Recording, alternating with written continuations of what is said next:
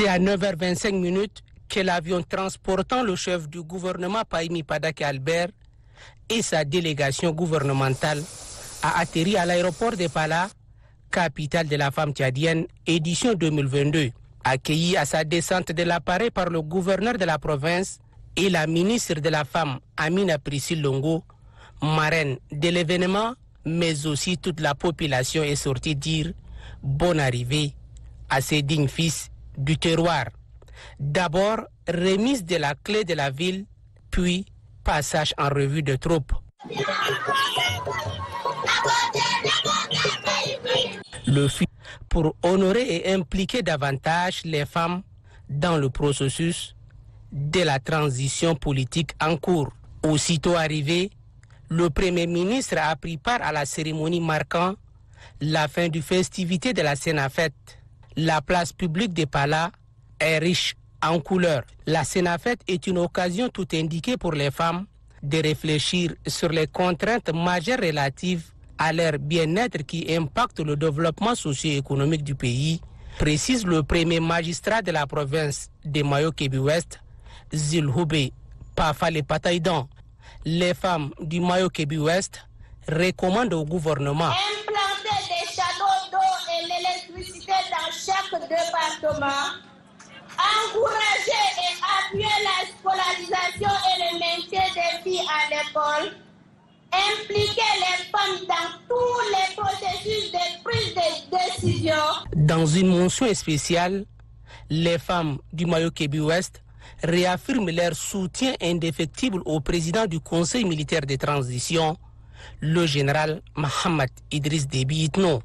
Clôturant la Sénafête 2022, la ministre de la Femme appelle ses sœurs à jouer pleinement leur rôle pour une transition apaisée. Compte tenu de l'importance du thème « Femmes tchadiennes au cœur de la transition, enjeux et perspectives », j'ose croire que les enseignements et les orientations qui vous ont été donnés par d'éminents experts vous seront utiles dans vos démarches et stratégies futures pour l'amorce de votre émancipation effective d'une part, et d'autre part, ils vous permettront d'être massivement représentés au prochain dialogue national inclusif.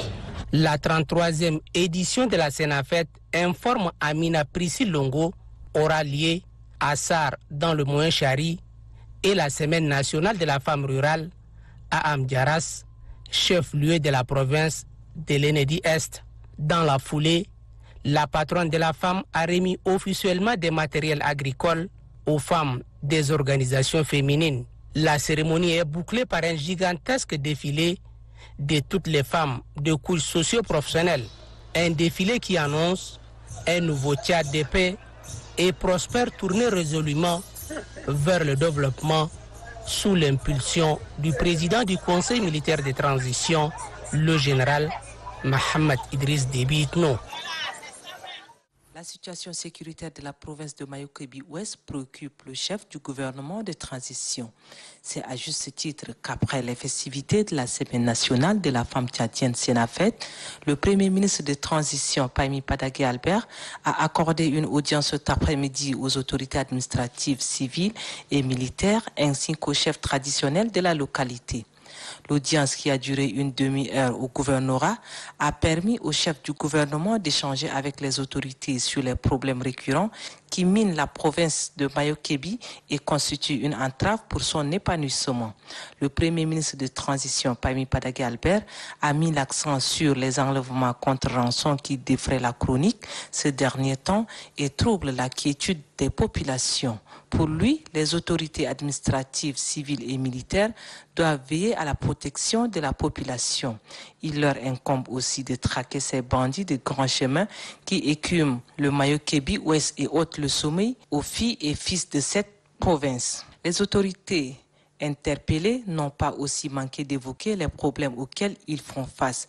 Il s'agit notamment du manque des moyens roulants et l'enclavement des routes qui rendent ardue la gestion de cette provinces.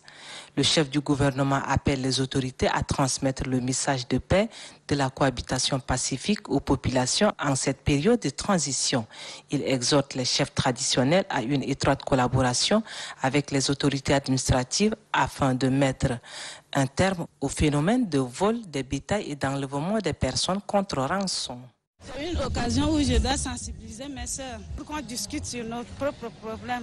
Nous, les femmes de Mayo-Kébi, pour faire tout ce qu'on doit préparer les choses pour notre avenir. Nous-mêmes, on doit se prendre en charge. Nous avons eu d'abord à avoir des brassages entre nous les femmes, que ce soit de la capitale et celle rurale.